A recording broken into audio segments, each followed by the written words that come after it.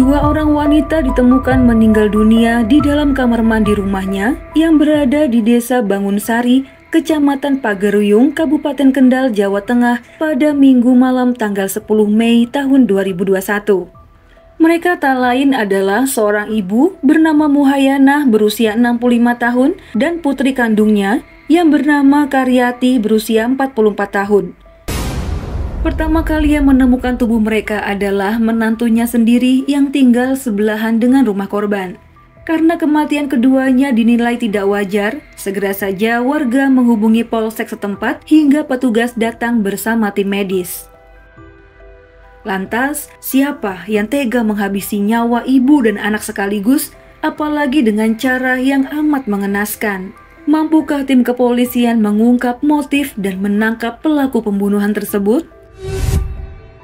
Cerita ini adalah berita fakta yang berhasil Mia rangkum dari berbagai media terpercaya tanah air dan menyajikannya sebagai alur cerita, semoga dapat dengan mudah untuk dimengerti.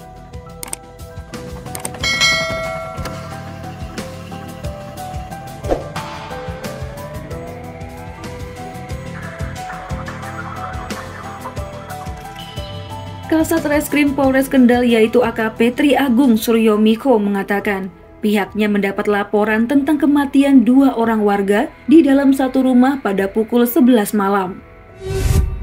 Setelah mendapat laporan itu, jajaran kepolisian segera menuju TKP dan benar saja, dua korban ditemukan tewas di dalam kamar mandi dengan bersimbah cairan merah. Kuat dugaan ini adalah korban pembunuhan. Secara kasat mata, di tubuh korban terdapat luka tusukan, sayatan, juga beberapa luka lebam lainnya. Karena identitas kedua korban sudah jelas, maka jenazah dibawa ke Rumah Sakit Dr. Swewondo Kendal untuk dilakukan pemeriksaan lebih mendalam guna mencari tahu penyebab kematian secara pasti.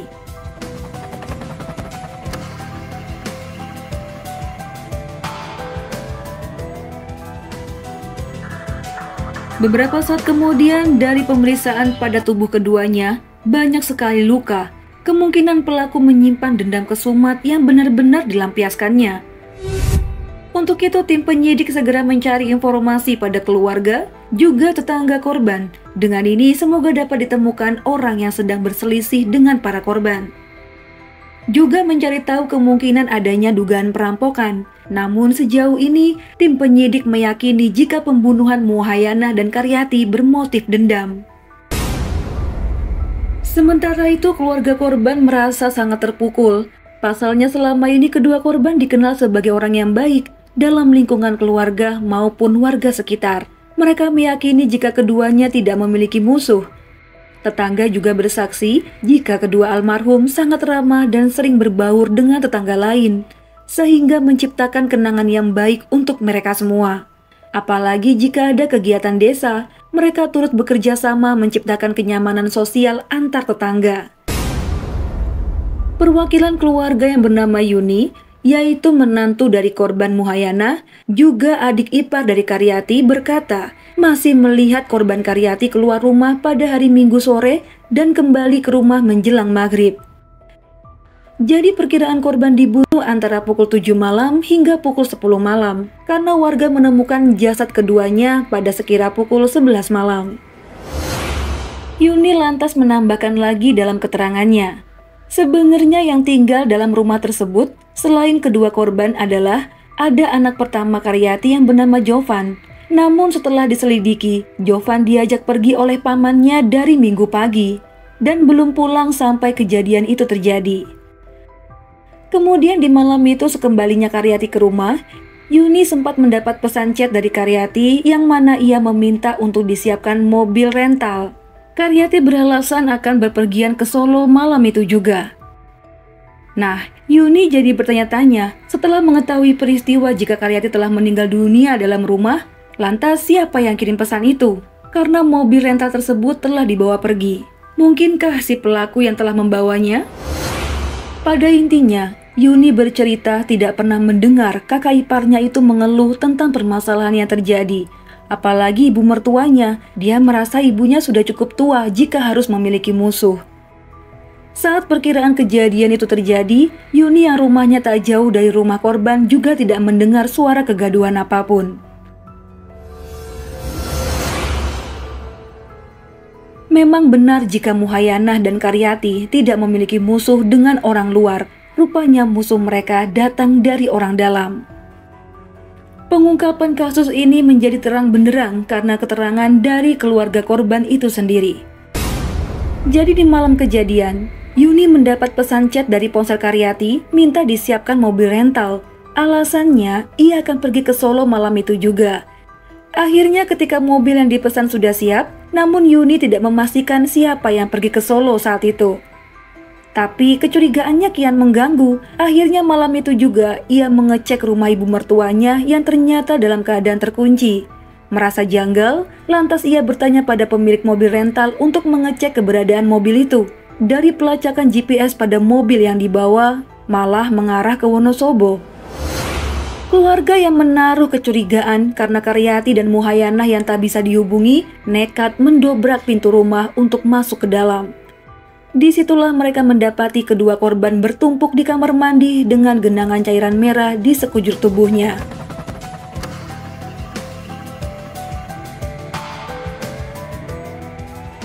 Kemudian penyidik yang mengetahui fakta ini melakukan olah TKP, memeriksa CCTV, juga menanyai anak Karyati yang pergi bersama sang paman. Akhirnya benang kusut mulai terurai setelah melakukan penyelidikan selama sepekan. Penyidik melakukan pengejaran pada pelaku yang diawali dengan pelacakan pada GPS mobil rental. Rupanya mobil rental itu ditinggal di sebuah minimarket yang ada di Jalan Sriwijaya, Kota Semarang. Dari rekaman CCTV, terlihat pelaku yang memesan ojek online minta diantar ke pangkalan bus Krapia, Semarang. Pelaku kemudian kabur ke arah Jakarta. Dari Jakarta, pelaku terlacak lagi pindah ke Indramayu, Jawa Barat. Penyidik yang telah mengunci target langsung menyergapnya dengan menghadiahi timah panas biar nggak bisa kabur lagi. Alhamdulillahnya pelaku telah berhasil ditangkap. Ia bernama Ari Rismawan, berusia 31 tahun, yang tak lain adalah menantu korban atau adik ipar dari Karyati. Setelah sepekan buron, pelaku langsung diinterogasi mengenai motif pembunuhan ibu mertua juga kakak iparnya. Ari adalah menantu dari Muhayanah. Selama menikah dengan putri korban, rupanya Ari memendam sakit hati yang mendalam. Lantaran ibu mertuanya itu selalu menyuruh Ari bercerai dengan sang istri. Jadi setiap bertemu dengan mertuanya, Ari benar-benar dibuat jengkel setengah mati. Pergerakan yang dilakukannya selalu dianggap buruk. Tapi bukan tanpa alasan Muhayanah benci sama menantunya itu. Lawang kerjaan Ari cuma berjudi, mabuk-mabukan, kerja nguli juga nggak jelas. Orang tua mana sih yang redo anaknya nikah sama laki-laki model beginian? Apalagi selain mabuk-mabukan, ada aja permasalahan yang ditimbulkan oleh Ari hingga istri dan keluarga besarnya harus menanggung malu. Jadi saat ditanya petugas tentang sifat buruknya itu, Ari membenarkan. Dia mengaku sangat menyukai judi online juga minum-minuman keras. Dia juga kerap berhutang sana-sini demi menyalurkan bakat main judinya itu. Singkat cerita, Ari berada di titik terendah dalam hidupnya, di mana mertuanya nyuruh bercerai dan hutang numpuk di mana-mana. Akhirnya ia kepikiran untuk melakukan tindak kejahatan. Tepatnya hari Minggu pagi, Ari mengajak Jovan pergi menagih hutang ke Kecamatan Kaliwungu. Mereka berangkat dengan mengendarai motor milik Jovan. Selesai menagih hutang dan mendapatkan uang tersebut, dia malah mengajak Jovan pesta miras di salah satu hotel yang berada di Pageruyung, Kendal. Rupanya ada maksud tersembunyi yang telah direncanakan oleh Ari. Jadi setelah Jovan mabuk berat dan tertidur, diam-diam Ari keluar sambil membawa kunci motor dan menuju ke Pegadaian. Rupanya motor keponakannya itu digadaikan sebesar 9 juta rupiah. Lantas hari itu juga ia mondar-mandir menghabiskan uang tersebut untuk judi online dan makan enak tentunya. Ari sempat bertemu dengan temannya. Setelah mengobrol sebentar, ia meminta diantar pulang ke rumah mertuanya. Sesampainya di rumah, Muhayanah saat itu sedang sibuk di dapur menyiapkan menu buka puasa, sedangkan Karyati sedang keluar rumah. Jadi disinilah saksi Yuni sempat melihat Karyati yang keluar rumah pada sore hari dan kembali pulang menjelang maghrib. Namun ia tidak mengetahui jika Ari tengah bertandang ke rumah sang mertua. Nah, kembali lagi ke Ari dan Muhayanah ya teman-teman. Entah mengapa saat itu Ari berterus terang jika telah menggadaikan motor Jovan. Mendengar hal ini, jelas saja Muhayanah marah gak karuan. Menurut keterangan Ari, saat itu ia meminta maaf pada sang mertua. Namun karena udah emosi berat, Muhayanah menumpahkan segala kekesalannya selama ini dan memastikan Ari untuk bercerai dengan istrinya. Karena Ari dirasa sudah kelewat batas. Intinya adu mulut tak terhindarkan. Pelaku yang udah gelap mata menyambar pisau dapur di atas meja, lalu menyerang ibu mertuanya dengan brutal. Seperti yang Mia jelaskan di awal video, korban ditemukan dengan beberapa luka tusukan, sayatan, juga lebam di sekujur tubuh.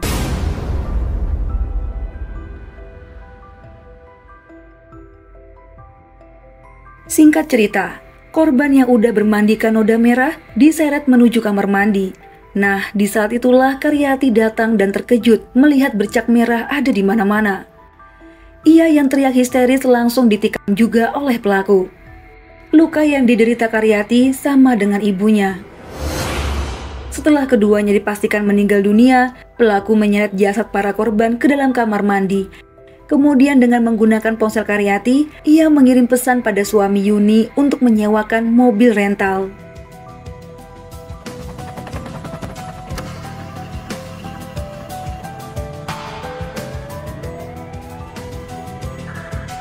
Setelah mobil siap, pelaku pergi dari rumah dengan mengunci pintu. Tanpa diketahui orang lain, ia membawa mobil itu ke arah Wonosobo, Temanggung, Solo, hingga Semarang.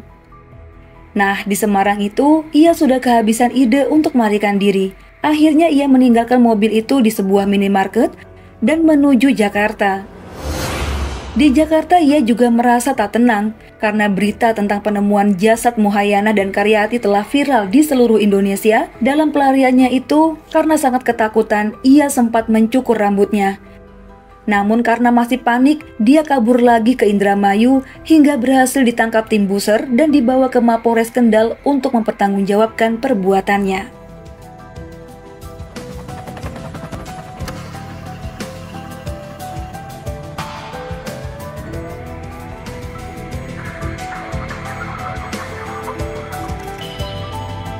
Begitulah kurang lebih kronologi dan motif pembunuhan yang dilakukan oleh Ari sang menantu. Perilakunya membuat luka mendalam bagi keluarga yang ditinggalkan. Untuk itu tersangka akan dijerat dengan pasal 338, pasal 351, dan pasal 365. Pastinya akan dijerat dengan hukuman maksimal 15 tahun penjara. Baik teman-teman, sedih sekali ya korban yang sedang dalam keadaan berpuasa meregang nyawa di tangan orang yang seharusnya melindunginya. Namun ini semua menjadi pelajaran buat kita semua jika judi akan membawa kesengsaraan. Tentunya hukuman belasan tahun hingga hukuman seumur hidup Mia rasa kurang adil ya. Mending dilemparin ke ribuan semut Afrika ganas biar tahu rasanya sakit sesakit-sakitnya.